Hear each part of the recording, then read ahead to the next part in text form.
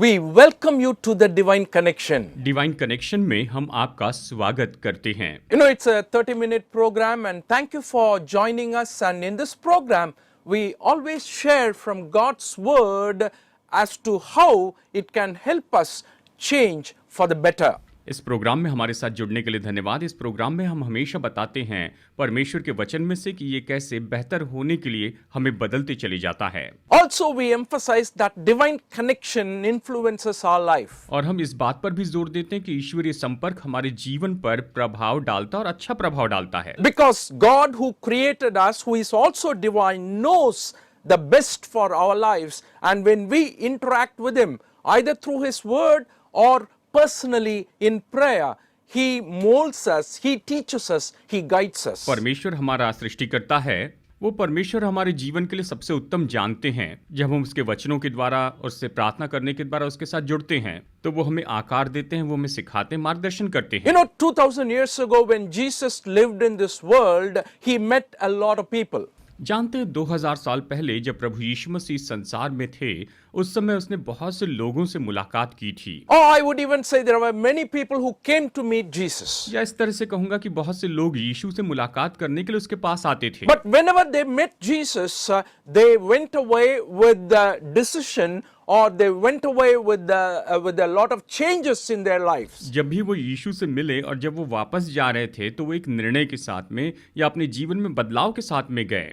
If you've been following our programs regularly, you will have noticed that we spoke about Nicodemus who met Jesus. पिछले programme में आपको याद होगा हमने यीशु से मिलने आए हुए निकोदेमुस के बारे में बताया था। We also spoke about the Samaritan woman. और हमने सामरी स्त्री के बारे में भी आपको बताया है। We spoke about the woman who was caught in adultery. हमने उस स्त्री के बारे में भी बताया जो कि व्यभिचार में पकड़ी गई थी। We also shared in the previous program about Zacchaeus who met Jesus Christ. पिछले प्रोग्राम में हमने जक्कई के बारे में बताया जिसने यीशु से मुलाकात की थी। All of them had a very positive change after their encounter with Jesus. इन सब लोगों ने यीशु से मुलाकात करने के बाद अपने जीवन में बहुत ही सकारात्मक बदलाव पाया। Because I believe that faith any person places in Jesus Christ helps them to understand life better. क्योंकि मैं विश्वास करता हूं कि जो भी व्यक्ति यीशु मसीह पर अपना विश्वास रखता है, इससे उसे अपने खुद के जीवन को समझने में बेहतर रीति से मदद मिलती है। This probably will show you, very clearly that Jesus Christ was a very successful evangelist. और हम आपको स्पष्ट रीति से बताएंगे कि यीशु बहुत ही सफल प्रचारक थे। Someone who is able to convince people about the truth of God. ऐसे व्यक्ति जो लोगों को परमेश्वर के सत्य के बारे में कायल करते थे। Yes, Jesus was very successful in a way I can say. मैं ये कह सकता हूं कि यीशु बहुत ही सफल व्यक्ति थे। But in a way I also can say there were some incidents in the life of Jesus where after revealing or after encounter with some individuals, they turned away from Jesus. लेकिन यीशु के जीवन में ऐसी भी कुछ घटनाएं हुई जब वो किसी व्यक्ति से मिले तो वो व्यक्ति यीशु से दूर चला गया। Oh, can you believe that? क्या आप ये विश्वास करेंगे? Oh, we say, oh, Jesus is a very good teacher. हम तो कहते हैं यीशु तो बहुत ही अच्छे शिक्षक हैं। Oh, after speaking to Jesus, some people say no to him. और यीशु से बात करने के बाद भी कुछ लोगों ने उससे नहीं कहा, उसे मना किया। Today, particularly, I want to focus about the rich young ruler who is mentioned in the Bible. Bible में जो जवान धनी सरदार के बारे में बताया गया, आज मैं उसके बारे में बताना चाहता हूँ। There are 3 gospels that write about this rich young ruler. 3 सुसमाचार में इस जवान धनी सरदार के बारे में लिखा है, हम ये देख सकते हैं। We read about him in Matthew 19:16 to 22. मत्ती 19:16 से 22 में हम उसके बारे में पढ़ते हैं। We read about him in Mark 10:17 to 22. हम मरकुस 10:17 से 22 में इसके बारे में पढ़ते हैं। We read in Luke chapter 18 verses 18 to 27. लूका अध्याय 18 वचन 18 से वचन 27 तक भी हम पढ़ते हैं। So the title itself given to him is interesting to note. उसे जो शीर्षक दिया गया है ये देखना ही बहुत दिलचस्प है। He was rich. वो तो धनी व्यक्ति था। Oh, what an important idea that's coming out about this man. देखिए इस व्यक्ति के बारे में कितने महत्वपूर्ण विचार आते हैं। Because a lot of people value those who have money. क्योंकि बहुत से लोग जिनके पास पैसा है उनका आदर करते हैं।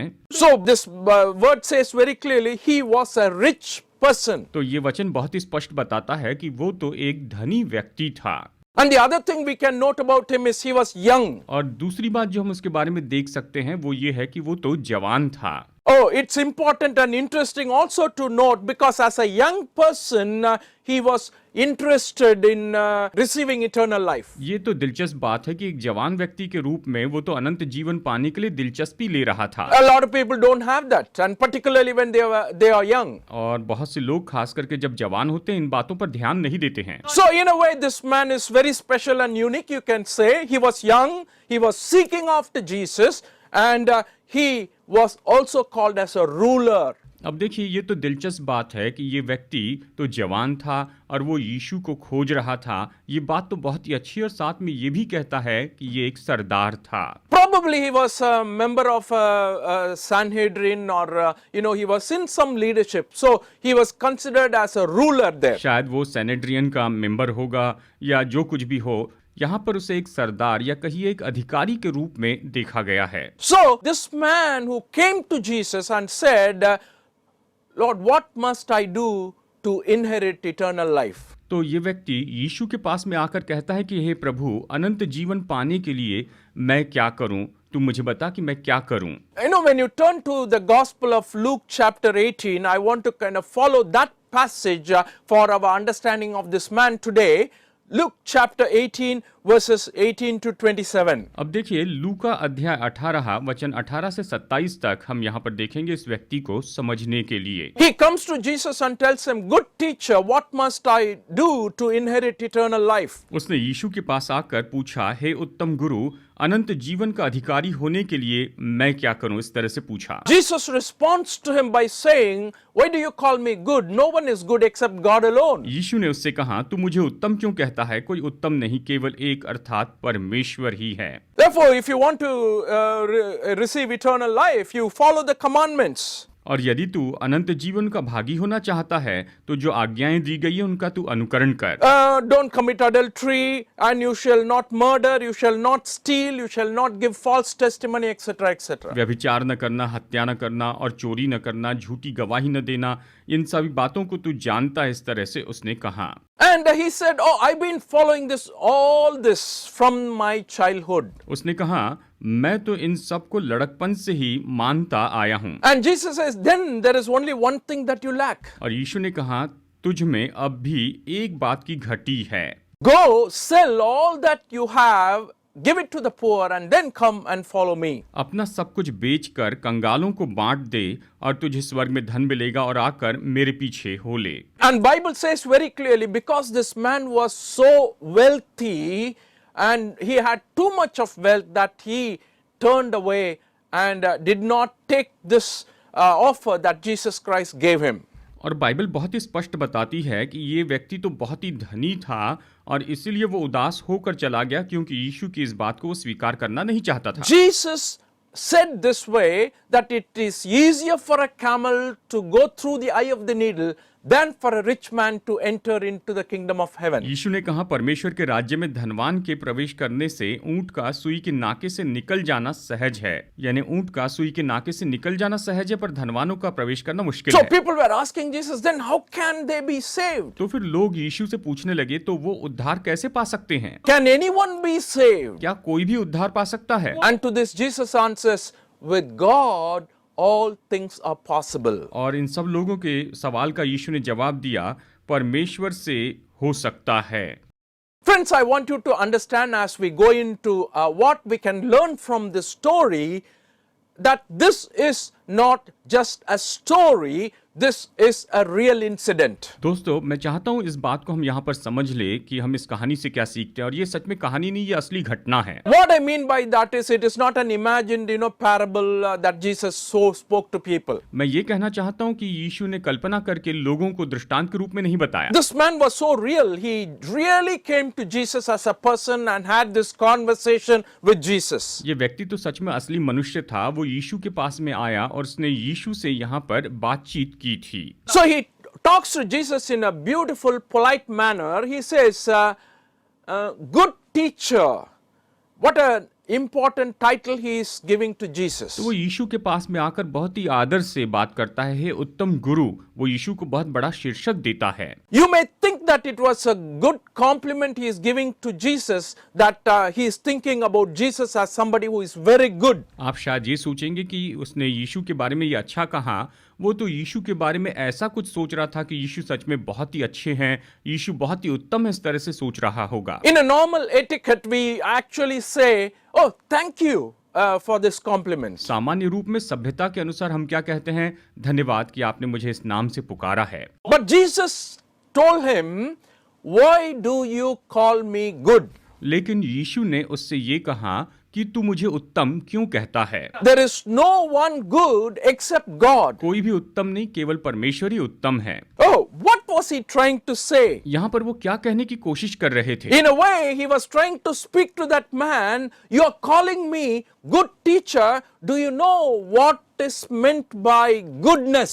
एक तरह से यहाँ पर यीशु से कह रहे थे कि तुम मुझे उत्तम गुरु कह रहे हो, इसका मतलब क्या तुम जानते हो कि उत्तम मतलब क्या है? He says, "God alone is good." उसने कहा केवल परमेश्वर ही उत्तम है। In other words, there are many commentators who say like this, that do you accept that I am God? बहुत से कमेंटेटर इस तरह से कहते हैं कि दूसरे शब्दों में यीशु ने उससे ये कहा कि क्या तू मुझे परमेश्वर के रूप में स्वीकार करता है? ये यीशु उससे पूछ रहे थे। Do you believe that I am God? क्या तुम विश्वास करते हो कि मैं परमेश्वर हूँ? You know, it's a very important question you and I need to ask today. ये बहुत ही महत्वपूर्ण सवाल है जो आज हमें खुद से पूछना If चाहिए। you're someone who believe in Jesus Christ and watching this program, definitely you may say, "Yes, I believe that Jesus Christ is God." अगर आप विश्वासी और ये प्रोग्राम देख रहे हैं तो आप कहेंगे हाँ मैं विश्वास करता हूँ कि यीशु मसीह परमेश्वर हैं। There are many people who are watching this program but do not yet believe that Jesus Christ is God. बहुत से लोग ऐसे भी होंगे जो इस प्रोग्राम को देख रहे हैं लेकिन विश्वास नहीं करते कि यीशु मसीह ही परमेश्वर हैं। So when Jesus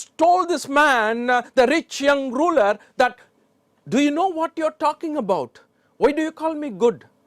It doesn't mean Jesus is saying that I am not good. Rather, he's saying, "Hey, if you really call me good, then you have to accept and believe that I am God." यहाँ पर यीशु जब उससे कहते हैं कि तुम मुझे उत्तम क्यों कहते हो, तो यहाँ पर यीशु का ये कहना नहीं है कि मैं उत्तम नहीं, लेकिन वो ये कहना चाहते हैं कि तुम मुझे उत्तम कह रहे हो, इसका मतलब क्या तुम मुझे स्वीकार करते हो कि मैं परमेश्वर हूँ। He was answering the question that the rich man was interested in then. वो धनी व्यक्ति जिस बात में दिलचस्पी लेता था, उसी सवाल का जवाब यहाँ पर यीशु उसे दे रहे थे। And it's interesting to note that this rich man asked, "What must I do to get eternal life?" और ये जवान धनी सरदार ये पूछता है कि अनंत जीवन पाने के लिए मैं क्या करूं? It's an important question. ये महत्वपूर्ण सवाल था। You may have this question. शायद आप भी ये सवाल पूछ रहे होंगे। And there are many people in this world have this question. संसार में बहुत से लोगों के पास ये सवाल They है। try to do different things, many things to somehow get eternal life. वो तो बहुत कुछ काम करते कि किसी तरह से अनंत जीवन प्राप्त कर लें। What I mean by that is they want to live with God forever. They want to have a peaceful life after death with God, and they are willing to do anything to get that. मेरा कहने का मतलब है वो परमेश्वर के लिए जीना चाहते, मृत्यु के बाद परमेश्वर के साथ में शांतिपूर्ण जीवन जीना चाहते, इसके लिए वो कुछ भी करने को तैयार हैं। What can I do? मैं क्या कर सकता हूँ? It's a very interesting question. ये तो बहुत ही दिलचस्प सवाल है। And Jesus told him, like I said earlier, follow these commandments. You know, he gave him about 6 commandments that are very, very important. यीशु ने उससे कहा कि तुम इन आज्ञाओं का पालन करो, तो यहाँ पर उसने 6 महत्वपूर्ण आज्ञाएं उसे बता दी थी। And after sharing those commandments, he says, "I've been following this, keeping this from my childhood." और उन आज्ञाओं को बताने के बाद में वो कहता है कि मैं तो अपने बचपन से इन्हें मानते आया हूँ। But Jesus later on tells him, "Then you lack only one thing." उसके बाद यीशु ने उससे कहा कि अब तुम में बस एक ही बात की कमी है। Luke 18:23 to 26. Let me read it for you. लूका अध्याय 18 वचन 23 से 26 तक आइए पढ़ते हैं। When he heard this, he became very sad because he was very wealthy. Jesus looked at him and said, "How hard it is for the rich to enter the kingdom of God. Indeed, it is easier for a camel to go through the eye of a needle than for someone who is rich to enter the kingdom of God." Those who heard this asked, "Who then can be saved?" Jesus replied, "What is impossible with man is possible with God." लूका अध्याय 18 वचन 23 से वचन 27 तक हम इसे पढ़ते हैं। वो ये सुनकर बहुत उदास हुआ क्योंकि वो बड़ा धनी था। यीशु ने उसे देखकर कहा, धनवानों का परमेश्वर के राज्य में प्रवेश करना कितना कठिन है। परमेश्वर के राज्य में धनवान के प्रवेश करने से ऊंट का सुई के नाके से निकल जाना सहज है। इस पर सुनने वालों ने कहा, तो फिर किसका उद्धार हो सकता है? उसने कहा, जो मनुष्य से नहीं हो सकता वो परमेश्वर से हो सकता है। इस तरह वचन कहता है। And I want you to understand a few very important principles coming out from this passage. मैं चाहता हूं कि इस वचन भाग से जो महत्वपूर्ण सिद्धांत आते हैं उन पर आप गौर कीजिए। The very first thing I want you to again take it into your hearts is this, that God alone is good. Only God alone is good. सबसे पहली बात जो मैं चाहता हूं आप इस संदेश से ले वो ये है कि केवल परमेश्वर ही भला है, केवल परमेश्वर ही उत्तम है। Luke chapter 18 verse 19 says like this, why do you call me good? Jesus answered, no one is good except God alone. लूका 18:19 कहता है, यीशु ने उससे कहा, तू मुझे उत्तम क्यों कहता है? कोई उत्तम नहीं, केवल एक, अर्थात परमेश्वर। इस तरह से यीशु ने उससे उत्तर दिया। There are a lot of truths that are behind this very important sentence Jesus Christ is making. यहाँ पर यीशु जो बात कह रहे हैं इस वाक्य में बहुत से महत्वपूर्ण सत्य हैं। But you know, generally when you look at people, we call some people, oh, he's a good person. सामान्य रूप में हम किसी व्यक्ति को देखते हैं तो हम कहते हैं ये व्यक्ति अच्छा है, ये व्यक्ति उत्तम है। What we are saying is he is capable of doing some good. हम ये कह रहे हैं कि ये कुछ न कुछ अच्छा करने के योग्य है। But we are not the people who will do only good. लेकिन हम ऐसे मनुष्य नहीं हैं जो केवल उत्तम काम करें, अच्छे काम करें। Because from the time of creation you observe goodness actually belongs to God. क्योंकि सृष्टि के समय से हम देखते हैं कि जो भलाई है, जो अच्छा है, जो उत्तम है वो केवल परमेश्वर से है। Everything God does is good. परमेश्वर जो कुछ भी करते हैं वो सब अच्छा है। He himself complimented about this creation. When God saw everything that he created, it was good. उसने सृष्टि के बारे में ये कहा, जब परमेश्वर ने सृष्टि की और उसे देखा तो उसने कहा कि ये अच्छा है। The only one thing that he felt is not good is when he created man and when he was alone. That too he perfected later on, fulfilling his expectation to make it good. एक ही बात उसे सृष्टि के समय अच्छी नहीं लगी थी कि मनुष्य जो उसने बनाया था वो अकेला था, पर उसके बाद में भी उसने उसे सिद्ध किया, उसके लिए एक सहायक बनाया। So when Jesus is making this statement, you know, God alone is good, we can fully understand that because Bible also says very clearly, there is no man who is good in this world. जब यीशु ये वाक्य कह रहे हैं तो हम इस बात को बहुत ही स्पष्ट रीति से समझते हैं और बाइबल भी ये बात हम पर बहुत ही अच्छी रीति से प्रकट करती है कि कोई भी उत्तम नहीं, केवल परमेश्वर ही सबसे उत्तम है। In the book of Romans chapter 3 verses 10 to 12, Apostle Paul says like this. Romeo अध्याय 3 वचन 10 से 12 में प्रेरित पौलुस इसी तरह से बताता है। As it is written, there is no one righteous, not even one. There is no one who understands. There is no one who seeks God.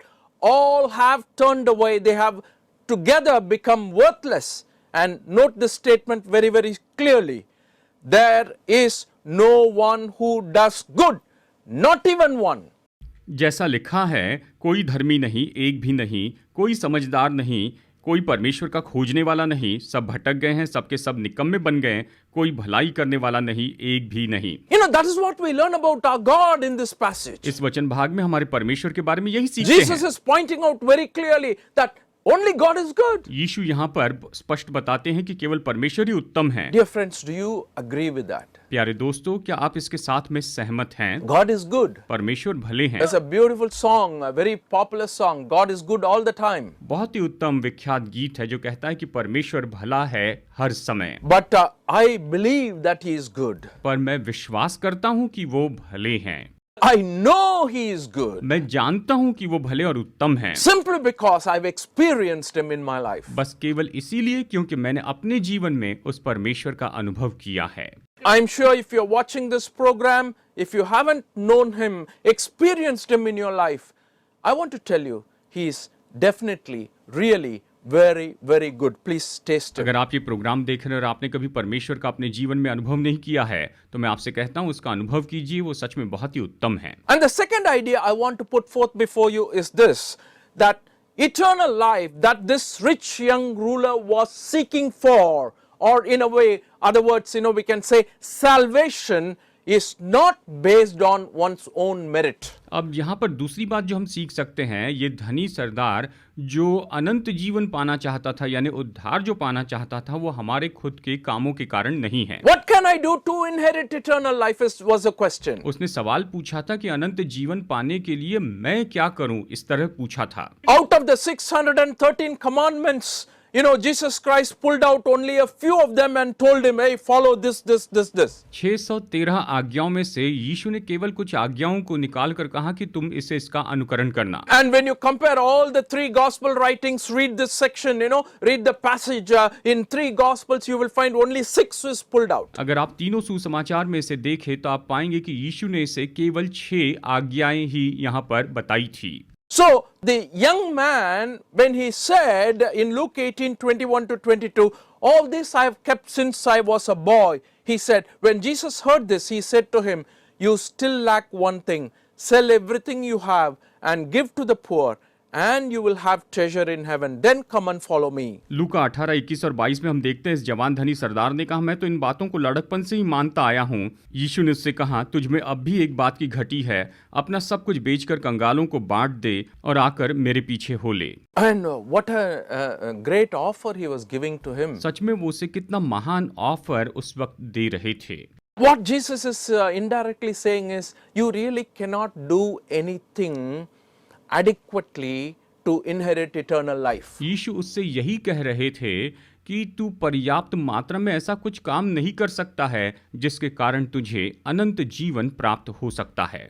Your merits are not enough to give or to gain eternal life. तेरे अपने काम काफी नहीं है कि तुझे अनंत जीवन दे या तू अनंत जीवन कमाए। Ephesians chapter 2, 8 and 9, Apostle Paul says like this, for it is by grace you have been saved through faith, and this is not from yourself.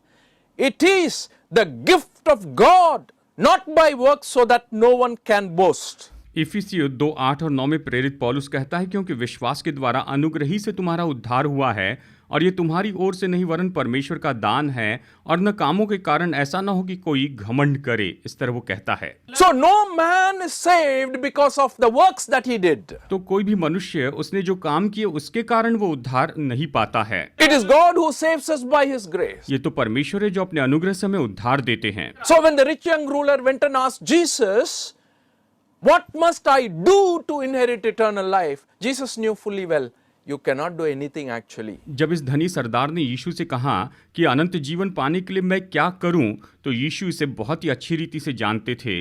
वो तो उससे यही कहना चाहते थे कि तू अनंत जीवन पाने के लिए खुद कुछ नहीं कर सकता है। I want to tell you, dear friends, मैं आपको बताऊं मेरे प्यारे दोस्तों, you are not saved because you visited Jerusalem. आपका उद्धार इसीलिए नहीं हुआ है क्योंकि आप यरूशलेम में गए थे, इसलिए आपका उद्धार नहीं हुआ है। You are not saved because you gave generously to some social cause or poor people. आपने किसी सामाजिक काम के लिए या कंगालों के लिए बड़ी उदारता से दिया है, इसलिए आपका उद्धार नहीं हुआ है। And that's what this verse says, not by works so that no one can boast. और यही तो वचन कहता है कि ये कामों के द्वारा नहीं, ताकि कोई इस पर घमंड न कर सके। It is only by Jesus, only through Jesus you are saved. ये तो केवल यीशु के द्वारा ही आप उद्धार प्राप्त करते हैं। Salvation is found in no one else according to Acts 4:12. प्रेरितों के काम 4:12 के अनुसार उद्धार और कहीं पर भी नहीं पाया जा सकता है। And that's the understanding we gain here. And this rich man also, Jesus wanted him to understand this fact. Hey, you really cannot do anything to complete your salvation. Jesus has already done this for you. यहाँ पर यीशु इस जवान धनी व्यक्ति को यही तो बताना चाहते थे, तू ऐसा कुछ भी काम नहीं कर सकता जिससे तेरा उद्धार पूरा हो, पहले यीशु ने तुम्हारे लिए पूरा कर दिया है। And the final thought I want to leave before you with the limited time is the rich and the poor people also will be in heaven when they throw away or when they give up their idols. तीसरी और अंतिम बात यहाँ पर बताना चाहता हूँ कि धनी और कंगाल लोग दोनों भी स्वर्ग में होंगे जब वो इस संसार में धन को अपना ईश्वर बनाकर बैठते हैं। जब उस धन को वो दे देते हैं तो वो स्वर्ग जगह प्राप्त करते हैं। What I mean by idols is the money. यहाँ पर मैं ये कहना चाहता हूँ कि धन को ही वो अपना परमेश्वर बनाकर बैठ जाते हैं। You can have different idols in your life. आप अपने जीवन में इस तरह की बहुत से ईश्वर बनाकर रख सकते हैं। It can be your family, it can be your position, it can be money, it can be your work. ये आपका परिवार हो सकता है, आपका औहदा हो सकता है, आपका पैसा हो सकता है, आपका काम हो सकता है, ये सब कुछ हो सकते हैं। And when you prioritize that more than Christ, और जब आप मसीह से ज्यादा उसे प्राथमिकता देते हैं, it would be impossible for us to enter into the kingdom of heaven. तो फिर स्वर्ग के राज्य में हमारा प्रवेश करना तो पूरी तरह से असंभव हो जाता है। And Jesus Christ says very clearly, with God it is possible. With God all things are possible. यीशु ने बहुत ही स्पष्ट कहा कि परमेश्वर के साथ सब कुछ संभव है। Matthew 6:19 to 21 he says, do not store up for yourselves treasure on earth where moths and worms destroy, where thieves break in and steal, but store up for yourselves treasures in heaven where moths and vermin do not destroy and where thieves do not break in and steal, for where your treasure is, there your heart will be also. मत्ती 6:19 से 21 में यीशु ने बहुत ही स्पष्ट कहा है, अपने लिए पृथ्वी पर धन इकट्ठा न करो जहां कीड़ा और काई बिगाड़ते हैं और जहां चोर सेंध लगाते और चुराते हैं, परंतु अपने लिए स्वर्ग में धन इकट्ठा करो जहां न तो कीड़ा और न काई बिगाड़ते हैं और जहां चोर न सेंध लगाते और न चुराते हैं, क्योंकि जहां तेरा धन है वहां तेरा मन भी लगा रहेगा। Friends, what I am trying to say here is, you are not going to heaven or hell because you are a rich man. मेरे दोस्तों, मैं यहाँ पर यही बताना चाहता हूँ कि आप धनी हैं केवल इसीलिए आप स्वर्ग में या नरक में नहीं जाएंगे, ये इस बात पर निश्चित नहीं करता है। And the same thing is applied to the poor man.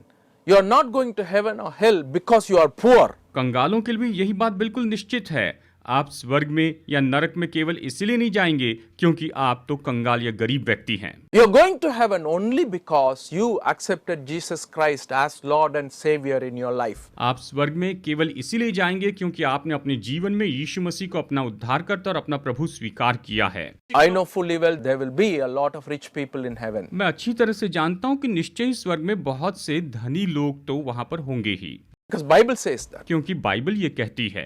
Abraham was a very rich man. Abraham तो बहुत ही धनी व्यक्ति था। He was there in the paradise. वो तो वहाँ पर स्वर्ग लोक में था। He was comforting Lazarus. वो लाजर को तसल्ली दे रहा था। So when you see these pictures, you understand, you cannot simply say, oh, rich people will not go into heaven. जब आप इन तस्वीरों को देखते तो आप ये मत कहिए कि ओ धनी लोग तो स्वर्ग में नहीं जाएंगे। It all depends on what you do with those riches. ये तो इस बात पर आधारित होता है कि आप उस धन के साथ में क्या करेंगे। God is interested in that. परमेश्वर उसमें दिलचस्पी लेते हैं। You give your hearts completely to Jesus Christ and eternal life will be yours. आप अपना हृदय पूरी तरह से प्रभु यीशु मसीह को दे दीजिए और अनंत जीवन आपका होगा। God bless you today. आज परमेश्वर आपको बहुतायत से आशीष दे।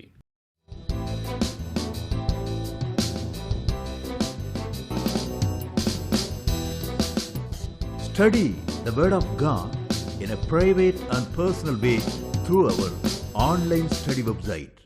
Contact number